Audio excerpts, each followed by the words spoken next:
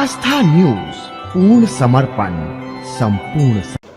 नमस्कार, आप सभी का स्वागत है आस्था न्यूज में। मैं हूं अक्षता गौतम। आज हमारे साथ है परम पूज्य श्री स्वामी नलिनानंद जी महाराज। तो आइए जानते हैं इनसे आज के बारे में। जय श्री कृष्ण पंडित जी।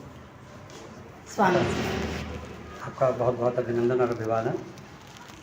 इंदौर की इस पावन भूमि पर आज ये प्रथम पदार्पण हुआ और ईश्वर की कृपा से श्रीमद् भागवत की दिव्य कथा का शुभारंभ हुआ है। 8 दिवसीय कथा का ये प्रथम सत्र था और मैं समझता हूँ आपके चैनल पर शायद ये लाइव भी जा रही है, तो आपके माध्यम से आस्था न्यूज़ से जुड़े हुए समस्त दर्शक इसका श्रवण कर रहे होंगे और ये कथा सत्र आगे बढ़ेगा आने वाले 7 दिन जी। मेरा आपसे एक प्रश्न है जी। कि विदेश में और भारत में कथा करने पर आपने क्या अंतर पाया?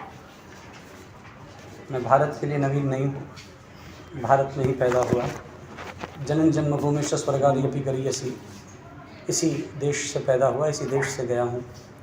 लेकिन 9 वर्ष के बाद अमेरिका की नागरिकता प्राप्त करने के बाद यहाँ लौटने पर मुझे गर्व होता है कि इस देश के माननीय प्रधानमंत्री जी, इस वीर भारती के सपूत ने अंतर्राष्ट्रीय स्तर पर ही नहीं और भारत के अंदर जो सर्वोच्च परिवर्तन किए हैं और इस भूमि को जो उन्होंने उज्जैन कॉरिडोर का वरदान दिया है, ऐसे माननीय प्रधानमंत्री जी को मैं अपने विशेष नमन प्रेषित करता हुआ आदरणीय श्री नरेंद्र भाई मोदी जी को एक विशेष बधाई ज्ञापित करता हुआ कहना चाहूँगा कि अब लगता है वो भारत नहीं रहा जहाँ हम 9 वर्ष पहले कथा करते थे। आज वो भारत बन गया है जिस भारत में आधुनिकरण, जिस भारत में वैज्ञानिकरण, जिस भारत में अध्यात्म को फिर से एक नई शोध का दर्जा प्रदान करके उसको फिर से गौरवान्वित किया जा रहा है। और मुझे हर्ष है कि सबसे बड़ा कि जहाँ के पूरे भारत के AQI इंडेक्सेस को मैं अनुभव करता आ रहा हूँ, पंजाब, हरियाणा, दिल्ली, राजस्थान, वहाँ पर इंदौर एक ऐसा शहर है जहाँ पर AQI इंडेक्स अभी तक सबसे कम है, पोल्यूशन लेवल सबसे कम है। और मैं इंदौर वासियों को इसकी बहुत बधाई देना चाहूँगा क्योंकि अमेरिका से मैं अभी एक अभियान लेकर आया हूँ भारत में, जो हमें आपके मध्य प्रदेश के मुख्यमंत्री जी को भी सौंपना है।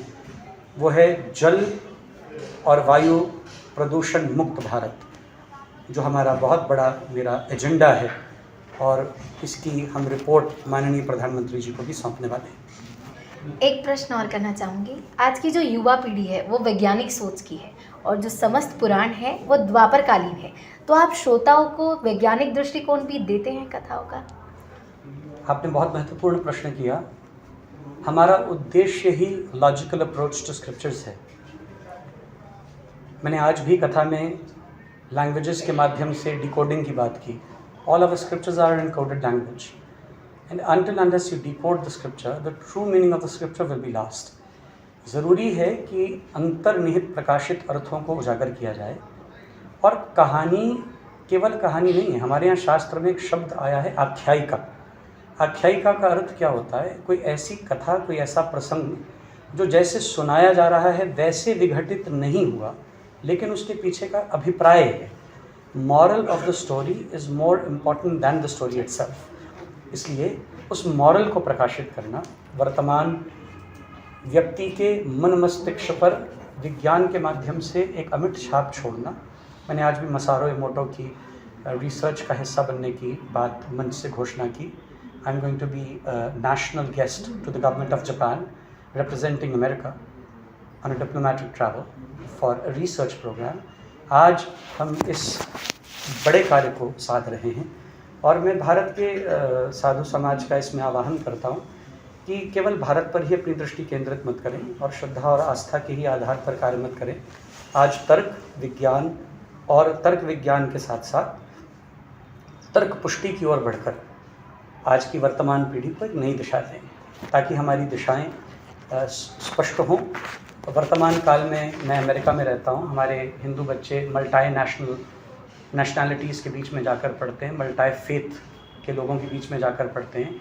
एक ही स्कूल की छत के नीचे मुस्लिम्स भी होते हैं, क्रिश्चियंस भी होते हैं, ज़ोरास्ट्रियंस भी होते हैं, बुद्धिस्ट भी होते हैं, जैनी भी होते हैं, कितने ही प्रोबेस्ट्रियंस, मेथडिस्ट, क्रिश्चियंस में कितने अलग अलग फेथ के लोग वहाँ बच्चे मौजूद होते हैं जो हमारे बच्चों से जब प्रश्न करते हैं, आपके भगवान गणपति हस्तिमुख क्यों हैं, आपके भगवान हनुमान वानरमुख क्यों हैं, तो हमारे बच्चों के पास कोई तार्किक उत्तर नहीं होते।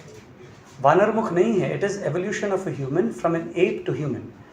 आप मॉडर्न साइंस को पढ़ाकर डिपिक्ट करके आज तर्क समझाएंगे तो हमारे बच्चों को दूसरे धर्मों के बच्चों के आगे ग्लानि झेलनी नहीं पड़ेगी। ये भारत के बच्चों का ही मैं सद्भाग्य मानता हूँ कि उन्हें ऐसे प्रश्न प्राप्त नहीं होते। जो भारतीय मूल के विदेशी नागरिक भारत से बाहर स्कूल्स में पढ़ते हैं, उन्हें ऐसे बहुत से प्रश्नों के सामना करना पड़ता है जिनको लॉजिकल अप्रोच रखनी पड़ती है, और शायद यहाँ के साधु उन समस्याओं को समझते भी नहीं क्योंकि उनके आगे समस्याएं आती भी नहीं। हम लोग तर्क से ही इस कथा को आगे लेके जाएंगे, पूर्ण तर्क के आधार पर, पूर्ण विज्ञान के आधार पर, और इसको पुष्ट करेंगे इन दिवसों में, ताकि श्रद्धा के खड़े हुए महल गिर सकते हैं, तर्क का खड़ा किया हुआ महल श्रद्धा में सदा अटल रहेगा। आपका बहुत बहुत धन्यवाद। देखते रहिए आस्था न्यूज़।